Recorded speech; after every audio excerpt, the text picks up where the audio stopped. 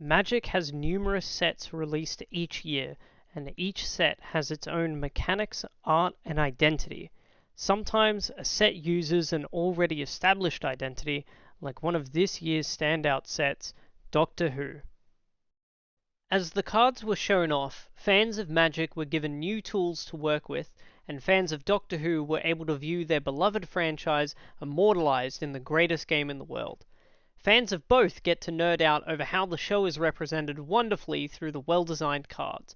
Vashta Nerada having shadow and getting bigger when things die, nanogene conversion making every creature the same, and the sonic screwdriver doing a bit of everything.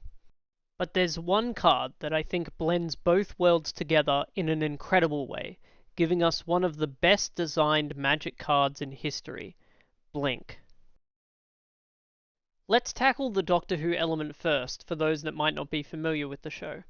Blink is arguably the most iconic episode of Doctor Who, garnering universal praise for its introduction of the infamous Weeping Angels. The Weeping Angels are, in short, statue-like aliens that can only move when not being observed, and can displace their victims through space and time with a single touch. When not being observed, they cannot be killed, and literally turn to stone. Blink refers to how the angels move towards you when you blink. I'm not going to go into the nitty-gritty of why the episode is so highly regarded. There are dozens of video essays by much more competent nerds out there, but here's the gist of the episode. It's 2007 and Sally Sparrow finds an abandoned house with statues of weeping angels throughout it.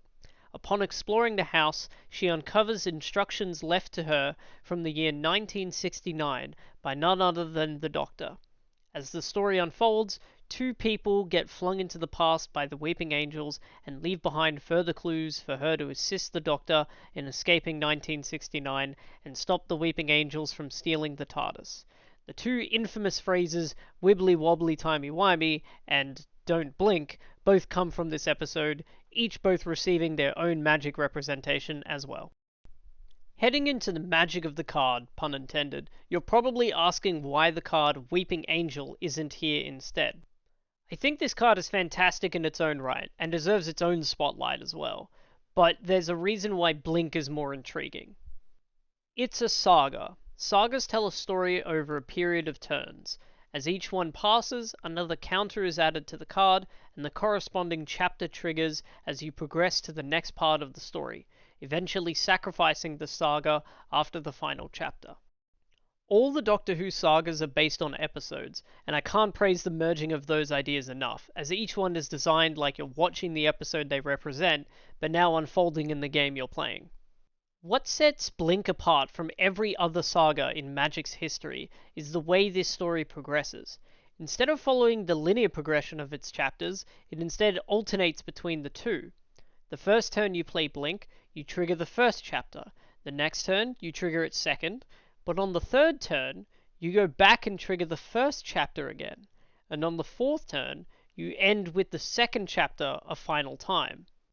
When you first see the card and notice the chapter order being different, it seems funky. Sure, it's a Doctor Who set, why not make the chapters go in a weird order? But let's follow the card in detail using both Doctor Who and Magic knowledge. In the first chapter, you shuffle target creature into its owner's library, and afterwards they investigate. This is someone being touched by a Weeping Angel and being sent into the past. They'll return sometime in the future of the game. In Blink, Sally would find information left behind by a person after they were displaced by an angel.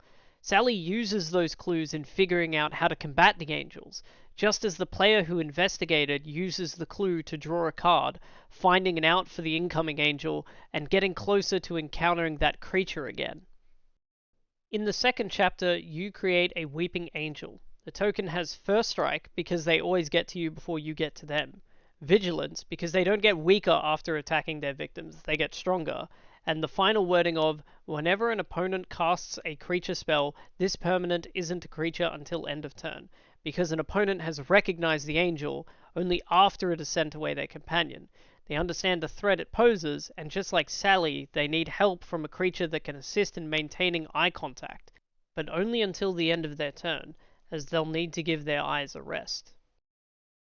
Back to the first chapter. Remember I said that 2 people were sent back in time by the angels? So another creature is sent back in time, another clue is found, the next chapter comes, and Sally encounters an angel for the last time. In the show, the angels look at each other, locking themselves in their own loop, never to touch another person.